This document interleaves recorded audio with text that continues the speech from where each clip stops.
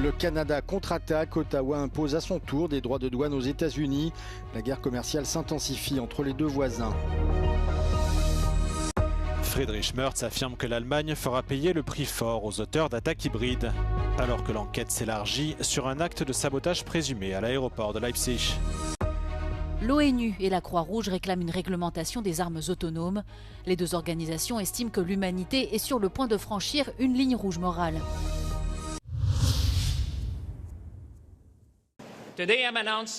Le Canada n'aura pas attendu longtemps avant de riposter. Ottawa va imposer à son tour des droits de douane sur les produits américains, alors que le bras de fer commercial avec Washington monte d'un cran.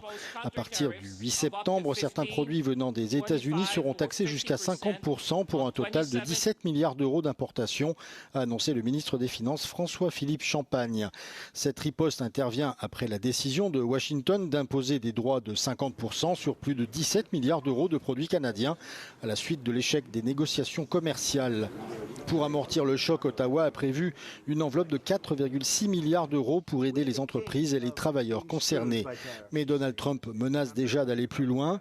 Il veut notamment porter à 50% les droits sur les voitures, les camions, les pièces automobiles et l'acier canadien à partir de 2027. Entre les deux voisins, la guerre commerciale est donc loin de retomber et chaque nouvelle mesure risque désormais d'entraîner une riposte.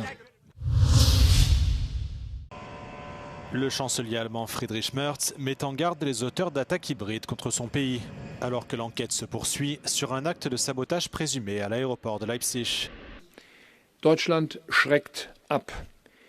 Die Bundesregierung erlegt Urhebern hybrider Angriffe einen Preis auf. Sie werden dafür bezahlen. Au début du mois, la découverte d'un drone près d'un avion cargo ukrainien avait entraîné des déroutements de vol. L'un des avions déroutés est ensuite entré en collision avec un objet volant non identifié, avant d'atterrir sans encombre à un autre aéroport. Nouveau rebondissement 10 jours plus tard, les enquêteurs découvrent un troisième drone près de l'aéroport de Leipzig, ainsi que 50 grammes d'un puissant explosif à proximité. En dehors de l'aéroport, les agents ont également découvert une antenne et des composants électroniques fixés à un arbre, qu'ils soupçonnent d'être un dispositif de contrôle de drone. Des traces de terre brûlée et des fragments métalliques semblent également indiquer le lieu d'une explosion. Les autorités allemandes ont à plusieurs reprises soupçonné la Russie d'orchestrer des campagnes de sabotage, d'espionnage et de désinformation, bien que Moscou ait nié toute implication. En 2025, le service allemand de navigation aérienne a enregistré 144 survols de drones.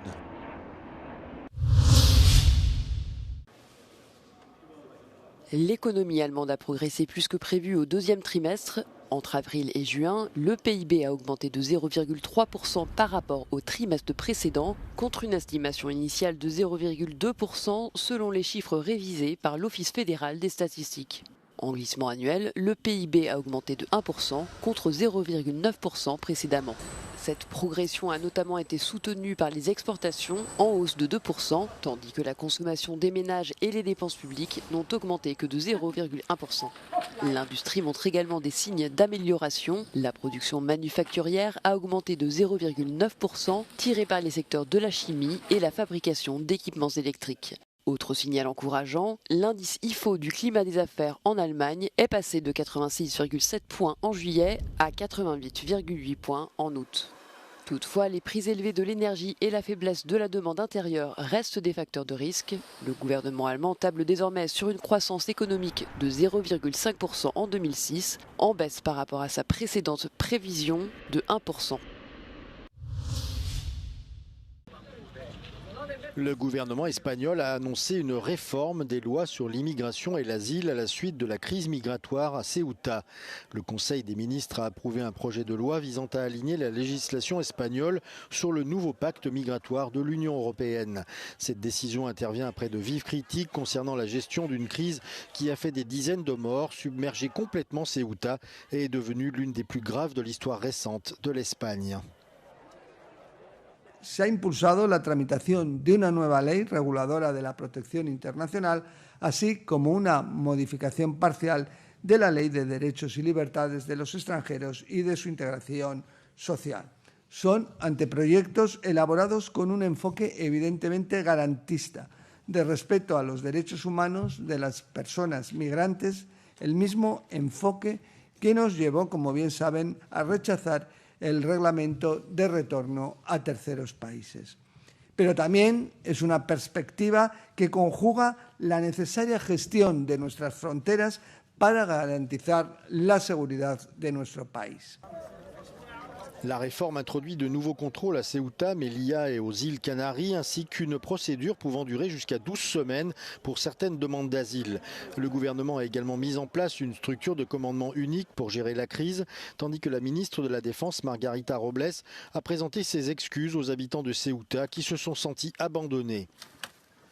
Cualquier amenaza o agresión que se realice a cualquiera de esas dos ciudades autónomas lo es a España, ponen de manifiesto una vez más la necesidad de avanzar y reforzar una política migratoria integral y coordinada en el ámbito de la Unión Europea que refuerce precisamente una gestión eficaz de las fronteras. L'Espagne prépare également de nouvelles barrières physiques le long de la frontière de Ceuta et collabore avec Bruxelles pour renforcer l'implication de Frontex, l'agence européenne de garde-frontières et de garde-côtes. Au Portugal, un automobiliste a fauché plusieurs personnes, faisant 12 blessés, dont 2 agents de la garde nationale républicaine et une femme de 22 ans gravement touchée. Le drame s'est produit dans la nuit de lundi à mardi, dans un quartier animé d'Albufeira, en Algarve. Le conducteur, âgé de 35 ans, qui conduisait en état d'ivresse, a été sommé de s'arrêter par les forces de l'ordre. Refusant d'obtempérer, il a fait demi-tour. Quelques instants plus tard, les agents ont de nouveau tenté de l'arrêter, mais le conducteur a une nouvelle fois ignoré leurs injonctions et a foncé vers les piétons et la garde nationale républicaine, percutant plusieurs personnes. Dans sa fuite, il a ensuite percuté une autre voiture avant d'abandonner son véhicule et de tenter de s'échapper à pied. Il a finalement été rattrapé et arrêté par les forces de l'ordre, puis placé en détention pour coups et blessures aggravées, conduite en état d'ivresse et conduite dangereuse.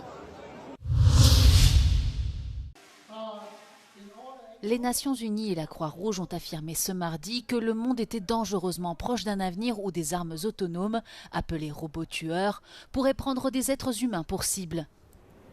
Les deux organisations ont appelé à la mise en place urgente d'une réglementation internationale car il n'existe actuellement aucun traité spécifique sur les armes autonomes et dotées d'intelligence artificielle.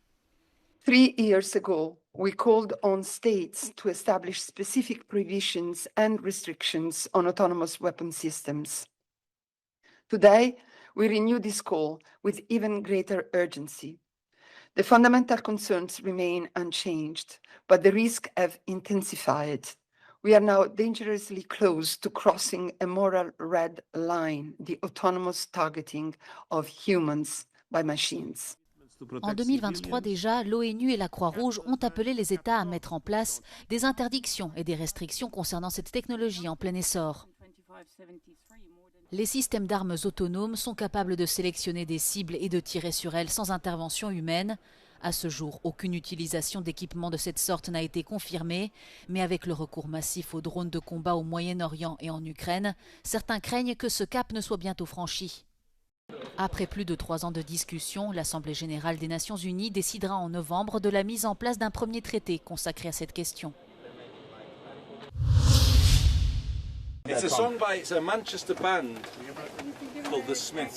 Des armes et quelques accords. Lors de sa visite à Kiev, son premier déplacement à l'étranger depuis son entrée en fonction en juillet dernier, le Premier ministre britannique Andy Burnham s'est fendu de quelques notes d'un morceau des Smiths pour remonter le moral des troupes ukrainiennes. Le Premier ministre britannique a publié une vidéo sur ses réseaux sociaux dans laquelle on le voit assis dans un studio d'enregistrement mobile appartenant à l'unité militaire et artistique de Kiev qui se produit sur le front dans les hôpitaux et les centres de rééducation. Andy Burnham s'est rendu dans la capitale ukrainienne à l'occasion du 35e anniversaire de l'indépendance du pays, ainsi que pour assister à la réunion de la coalition des volontaires qui rassemble les alliés de Kiev face à Moscou.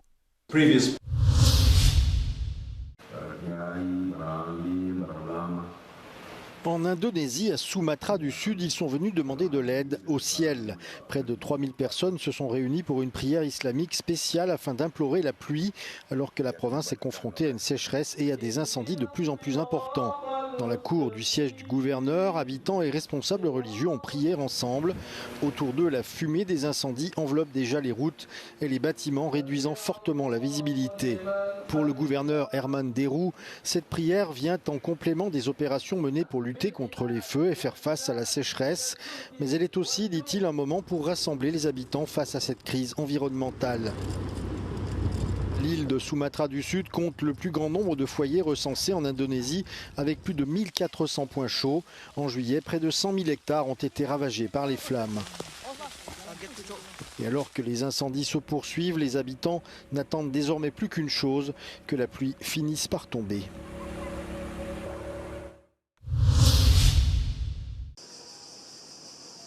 Après plusieurs incidents survenus ces dernières années, les touristes qui visitent la Grèce cet été semblent mieux informés sur les dangers des rayons UV et des effets néfastes d'une exposition excessive au soleil. Dans le centre d'Athènes, de plus en plus de personnes profitent des sites touristiques tout en se protégeant avec des chapeaux, des lunettes de soleil et même dans certains cas des parapluies. I travel with hat and this umbrella also is UV protection. So it's all UV protection. La Grèce connaît souvent de fortes températures, mais les bénévoles de la Croix-Rouge confirment que les visiteurs sont mieux préparés. People tend to use more hats and other protective methods such as sunscreen and sunglasses compared to the past. Because I think they're more educated now about the UV radiation and how the sunlight and sun exposure can affect the skin and the aging of the skin and skin cancer. L'été dernier a été le 3e plus chaud de l'histoire de la Grèce. Cela n'a pas dissuadé les touristes. Ils étaient 38 millions à visiter le pays, un record.